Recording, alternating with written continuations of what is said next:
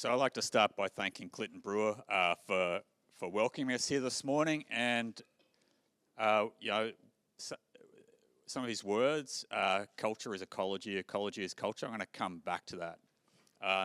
Good morning, risk takers. Thanks for coming along. So do the Australian public support intervention to protect, restore and accelerate adaptation? So I'll be talking today about the outcomes of 3 waves of national survey data. So far we've surveyed over 12,000 people between 2019 and earlier this year, asking a whole bunch of questions about existing management practices, practices that the Reef Restoration and Adaptation Program is actively developing, and things that we're not developing, to try and get a better understanding of whether people are likely to support that and pick up on some of the issues that get captured under that horrible term social licence. So yes, that's the answer, and there you go, Jack, I'll keep the time. So broadly speaking, if you ask a big global question like that, it's a bit like saying, is Australia a racist country? Big questions get big answers, and of course the answer is more complicated. Do Australians believe in climate change? Yes, they do, but we all know that there's some nuance there that's going to be hard to squeeze into a 5-minute speed talk. So this has deliberately got too much data to talk about. It's just to say to you, yes, there is a lot of nuance here. When we ask questions, I'm not going to tell you how we ask them and go into justifying it. I'm just hiding behind that idea that N is very big and therefore it must have some credibility.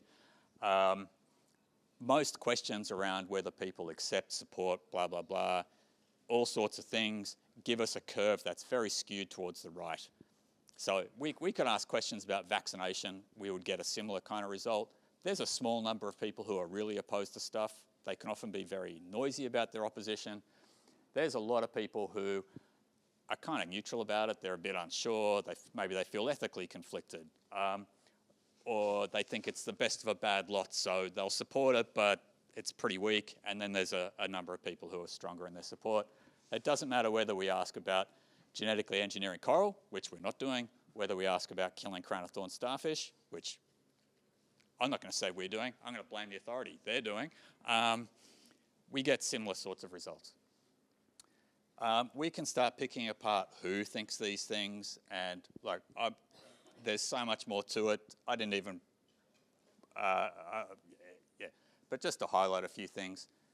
One of the strongest predictors of whether people support intervention is whether they strongly support more action in the first place. Makes sense. I'm really concerned about the reef. Something must be done. I'll support almost anything. People who trust science, and generally trust in science is pretty high, but trust in science is also a strong predictor of support for intervention. And the other thing I'll just highlight here is Aboriginal and Torres Strait Islander respondents are also generally more favourable about active management of the reef. And also have different views about the severity of the climate impact. So if you only look at things through a Western lens, the results look a bit counterintuitive, counterfactual. You start to think about things from First Nations worldviews. It starts to make a lot more sense. I'm not going to go into any of that, only to say, of course, there's more nuance. So what are my provocations? Since you're risk takers, you need provocations. Number one, 5-minute talks. No one's going to give you any detail. So for every question you go and ask a keynote speaker, I think you're morally obliged to ask 2 questions of a 10-minute speaker and 4 questions of a 5-minute speaker, or speakers. So spread the love around. Provocation number 2. So, I'm based in Cairns. I live at Palm Cove. I look east from the beach in Palm Cove, and metaphorically, I see social scientists and reef ecologists and state and federal government bureaucrats everywhere. Now, if I went down to the Whitsundays, I wouldn't see them everywhere because Cairns is easy to get to. So I see all this interest. If I turn 180 degrees towards the wet tropics, a World Heritage Area, the second most irreplaceable World Heritage Area on Earth, the oldest in evolutionary terms rainforest in the world, where are the people? The money, the interest all starts to dissipate. So provocation 2, how do we turn this interest in the reef into interest into the everything else in Australia that gets put in the and environment bit in policy?